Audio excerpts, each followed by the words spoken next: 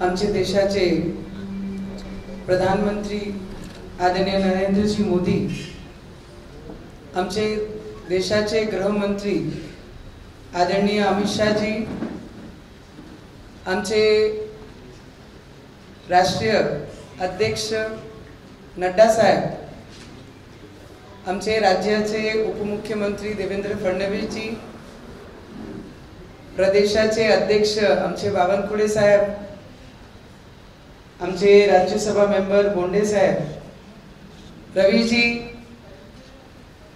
पोटे दादा आणि तडस दादा, आमचे सुनील भाऊ खासदार, कुलकर्णी दादा, कोठेकर दादा, दिनेश भाऊ आणि राजेश भाऊ, सगळ्यांचे मनापासून मी खूप खूप आभारी आणि धन्यवाद आहे। आणि मी खूपदा हेच म्हटलंय की गेल्या 5 वर्षापासून काम करत असताना, ज्या इंडिया घटक म्हणून मी गेल्या 5 वर्ष त्या केंद्रामध्ये रिप्रेझेंट करत असताना, मोदीजींच्या विचारावर देशाला पुढे आपण कसे आणलं पाहिजे, ज्या पद्धतीने आमचे आदरणीय प्राईम मिनिस्टर काम करत आहे आणि गृहमंत्रीजी जे काम करत होते, त्याच विचारांनी मी गेल्या 5 वर्षापासून काम करत होती एनडीएचे घटक म्हणून। काही लोकांनी विचारलं की आता आपण एक इंडिपेंडेंट पासून एक पक्षामध्ये आले तर कसं। माझी विचारधारा कधीही वेगळी नव्हती। आम्ही घटक म्हणून काम केलं, पण तोच विचारधारांनी 5 वर्ष पूर्ण केले। आणि बावनकुळे साहेबांचा नेहमी आणि आमचे देवेंद्र दादाचं नेहमी आमच्या सोबत पाठिंबा राहिलेलाच आहे। ते आमचे पाठीशी होतेच।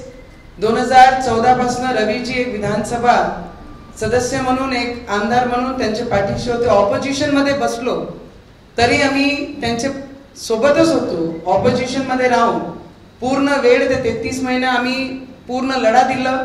मोदीजींच्या विचाराला महाराष्ट्रामध्ये कुठेही दबू दिला नाही आणि ते नेहमी आवाज उचलत गेलो। ऑपोजिशन मध्ये असतानाही सुद्धा सोबत होतो आणि जेव्हा सरकार आली तेव्हाही आम्ही सोबत आहे, कारण विचारधारा एक असल्याने आम्ही वेगळे होऊ शकत नाही। आणि आज बावनकुळे साहेबांच्या हातून आज भाजप पक्षामध्ये आज माझा प्रवेश झाला, त्याच्यासाठी दादा आपला मनापासून खूप खूप धन्यवाद। आणि आमचे एक साधी कार्यकर्ता म्हणून, कारण स्वाभिमान मध्ये काम करत असताना गेल्या 12-13 वर्ष काम केलं।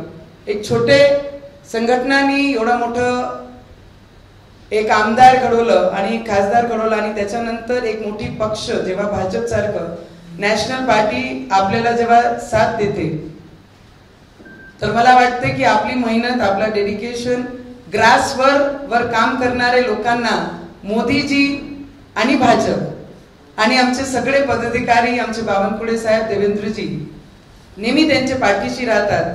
हे त्यांनी मला आज उमेदवारी घोषणा करून हे दाखवून दिलं की हार्ड वर्क ऑलवेज पेज। दादा त्याच्यासाठी आपलं, आणि मी एक साधी कार्यकर्ता म्हणून पक्षाच्या आणि मोदीजींचं जे टार्गेट आहे अबकी बार 400 पार, ते 400 मध्ये अमरावती राहील एवढा निश्चित मी आपल्याला सांगू शकते। आणि महाराष्ट्रामध्ये जिथे जिथे एक कार्यकर्ता म्हणून मला जिथे जिथे आदेश देण्यात येईल तिथे तिथे जाऊन मी नक्की माझे पार्टीसाठी, भाजप पार्टीसाठी आणि माझे नेत्यांसाठी जेवढी मेहनत आणि डेडिकेशन करावी लागली तेवढी मी नक्की करन।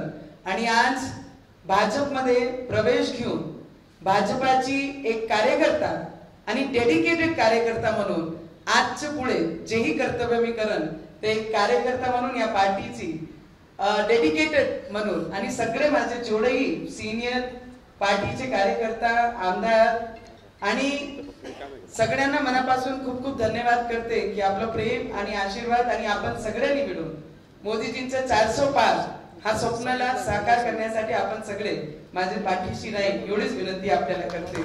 आणि देवेंद्रजींचा स्पेशली मी खूप मनापासून दादांचं धन्यवाद करन, कारण 19 मध्ये आमचे पाठीशी होते। कसे पाठीशी होते आणि काय होते सगळे तुम्हाला सांगण्याची काही गरज नाही। आणि आजही सुद्धा गेल्या 5 वर्षापासून विकासासाठी ते आमचे पाठीशी राहिले। धन्यवाद। आपकी बार 400 पार, आपकी बार 400 पार, अमरावतीकर बाबा थोड़ा आवाज तो दिसला पाहिजे। आप लोग भी बहुत दिन से इंतजार कर रहे थे, इसलिए कल तक वेट नहीं कराना था। इसलिए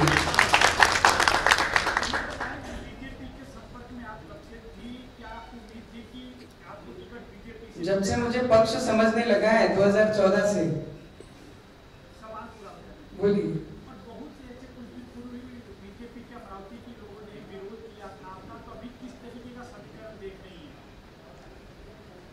किसने विरोध किया था? मुझे लगता है प्रदेश अध्यक्ष जी यहाँ बैठे हैं और मुझे बहुत ज्यादा अभी तक मैंने जो पार्टी में काम किया है उसके अध्यक्ष रवि जी हैं और एक महिला कार्य अध्यक्ष करके मैंने उस पक्ष में काम किया है। छोटे संगठन से एक पक्ष निर्माण हुआ, उसमें मैंने कार्यरत थी।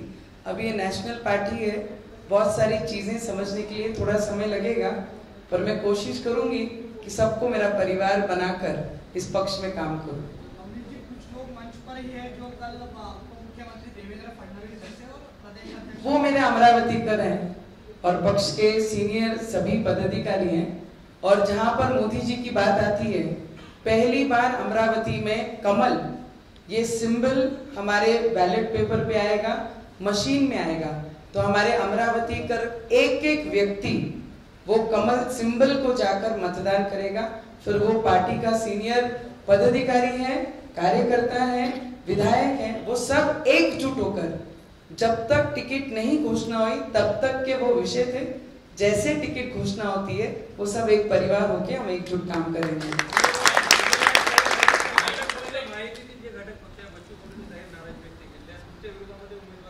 मी खूप नवीन आहे आणि मी जशी तिकीट घोषणा झाली, मी सगळ्यांना हात जोडून विनंती केली की अमरावतीच्या विकासासाठी सगळे घटक पक्ष, सगळे सीनियर, कारण मी सगळ्यात ज्युनियर आहे त्या क्षेत्रामध्ये काम करणारे, आणि सगळ्यांना मी नम्रपणे विनंती केली की अमरावतीच्या विकासासाठी, देशाच्या विकासासाठी, मोदीजींना मजबूती देण्यासाठी सगळे घटक पक्षांनी एक विचारांनी एक मंचावर येऊन या मैदानात उतरून 400 पारचा नारा आणि स्वप्न या देशाचा आणि मोदीजींचा आपण सगळे मिळून आपण सहकार सगळ्यांनी सोबत राहून कंप्लीट केलं पाहिजे। मी स्वतः विनंती केली।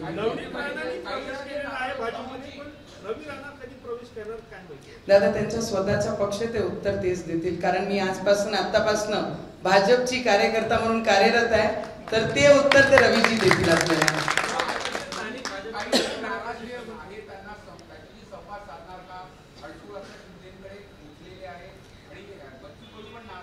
मला वाटते की ज्या एनडीए मध्ये घटक पक्ष आहे ते एनडीएचे ते मोठे लीडर ते निर्णय घेतील। दादा या उत्तरासाठी मी खूप लहान आहे अजून।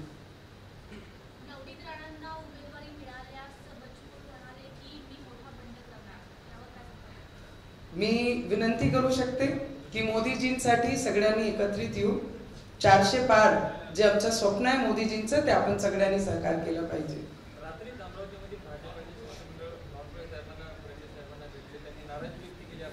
ते कालपर्यंत होता, आज सिच्युएशन चेंज झाली दादा, आणि हा पूर्ण कुटुंब या पक्षाचं आणि सगळे नेतेगण बसले आणि त्याच्यामध्ये माझा प्रवेश झालाय। तर कालची गोष्ट, कालची बातमी डिफरंट होती, पण आज जी बातमी आहे ते तुम्ही सगळे पाहू शकता, सगळे एका मंचावरच बसले।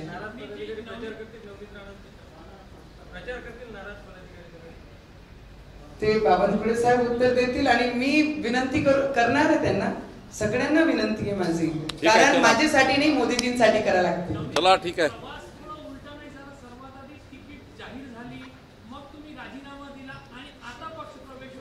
मला वाटते तुम्हाला खुशी झाली पाहिजे की असंही कधी होते म्हणून। सगळं सरळ होते, जेही होते, जे देव ठरवते ते सगळं सरळ होते, त्याला उलटा मी कधीच मानत नाही। जे झालं ते खूप सरळ पद्धतीने झालं आणि अमरावतीचा विकास आणि माझे विदर्भाचा विकास या केंद्राचे माध्यम होईल, तेवढंच माझं सरळ मला प्रश्नाचे उत्तर माहित आहे। नवनीतजी, आता एका कुटुंबातल्या तुम्ही सगळेजण म्हणता, एका कुटुंबातल्या तुम्ही शेजारी सहकारी पण असतात सगळे, तर शेजाऱ्यांना समजवता किंवा संवाद साधण्यासाठी तुम्ही प्रयत्न करणार का? कारण की खूप अंतर्गत कल वारंवार अमरावतीतून। एबीपी माझा, उघडा डोळे बघा नीट।